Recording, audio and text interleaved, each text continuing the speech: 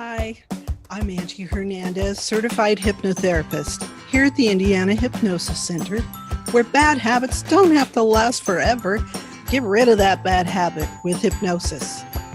In today's video, I'm going to talk to you about how to talk to your teen after a school shooting. This can be difficult and uncomfortable. You might be like most parents who just don't know what to say. Your teen might be feeling the same way. Let's get started.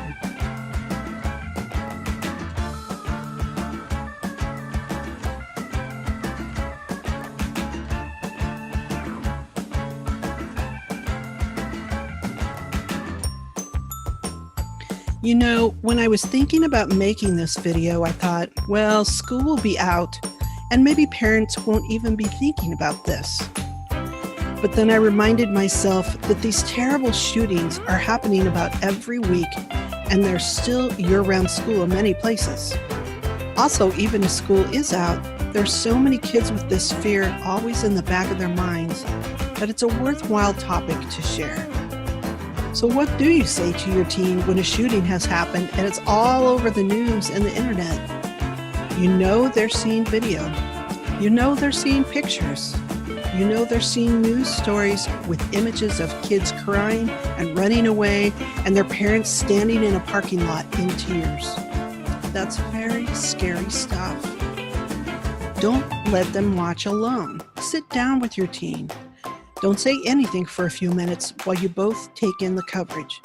If she speaks first, then it's fine to engage, but start by giving your teen a little space. She's processing it. When there's a break in the coverage, ask her a question to gauge how she's feeling. How did you first hear about this? What did that report, person, story, blog say about it? How are your friends feeling about this? Your teen might be willing to talk about her own feelings once she sees how you react to what her friends are saying. Stay calm and focus. Hear her out without judgment, because she may say some pretty radical things in the height of her emotion, like, we should just take all the guns and blow them up with an atomic bomb, or we should have a police officer search every boy, or we should all wear body armor. Remember that she hasn't thought these things through. She's just spouting off out of fear. Don't try to reason with her now. Let her talk it out. Monitor what your teen and her friends are sharing. Check out the texts and videos and images they're sharing by cell phone. They're probably feeding off each other's fears by watching a lot of video. Ask your teen questions about how all of these pictures affect her. What does that do to your stomach when you watch that? Does Sally think that's cool to share? It kind of makes me feel sick to see it. Do you believe that's true? You can point out if you see them texting stuff that obviously isn't true. Her friend might text, I heard he shot about 5,000 kids. You know that's false. Talk it over and discuss how reasoning with a statement like that will help her decide what's true and what's false, and will help her decide about what to believe. Let her know that she can always come to you when she's unsure, and you can reason through it together. My daughter was in high school during the 9/11 attacks in New York, and I found out then that her school didn't talk about it at all. She and her friends had lots of questions and were scared. And also many parents weren't reassuring their kids, which made them even more scared. Make a plan together. Once you've talked it over, ask your teen what she would like to do about the shooting. If your family beliefs include prayer, she might want to pray for the school and the community. She may want to take a card or flowers if this is a local school. And there may be a vigil or a remembrance service. These actions are very helpful in the grieving process. Your teen should have a plan for herself in case of an emergency in her school. Talk about what actions she could take to stay safe. Think about what you would do if there were a shooter at your work. She probably worries about your safety too. Here's a list of actions you both can take. Barricade the door. Use whatever you have in the room to block the door. It might not keep someone from forcing the door, but a shooter will probably not try too hard to open it before moving on to another area. There's a great product that will jam the door quickly and easily if it opens from the inside. It fits across the bottom of the door, so even if an attacker shoots out the lock, the door remains secure. It's called the Just In Case by dominatesafety.com, and it was designed by a high school student who was challenged in shop class to make a product that would increase school safety.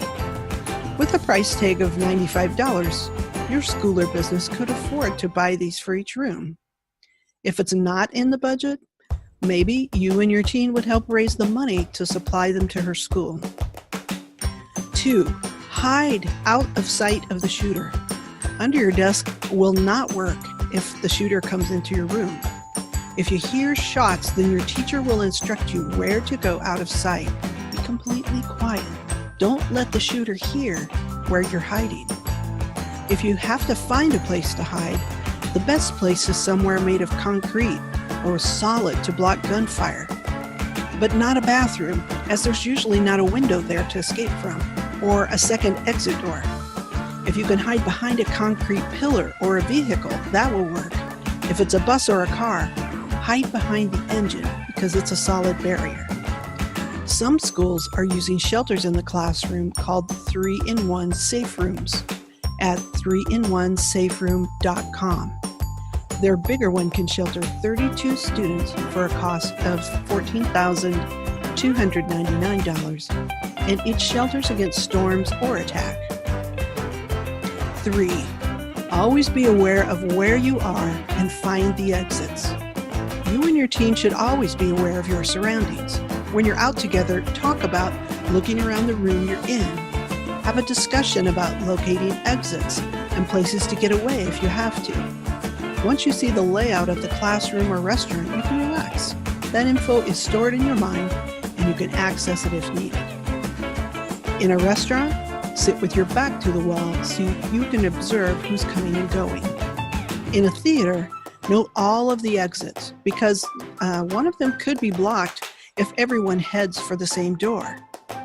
Watch for fire extinguishers. Those can be used against an attacker by an adult while the child hides or runs. At a concert, search for the layout of the venue and note all of the exits because you may need to divert to a less obvious one.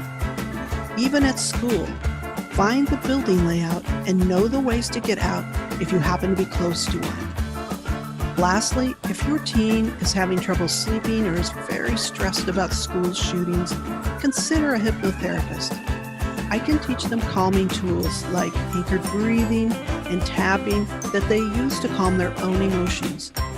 In hypnosis, I lead them into a very relaxed state to make the changes they want to make. And if your child has become the victim of an attack, hypnosis is a tool that can help them through this frightening experience. I know that this comes with some parental guilt, but my colleagues at Hypnosis Downloads have a hypnosis download just for you called Overcome Parental Guilt. I recommend that audio as well as Happy Parent. You'll be surprised at how focused and relaxed you can be. Now, if you found value in this video, please follow me on YouTube and Facebook. Go to my website and follow my blog for more info on hypnosis and how it can help you. Thanks for listening today.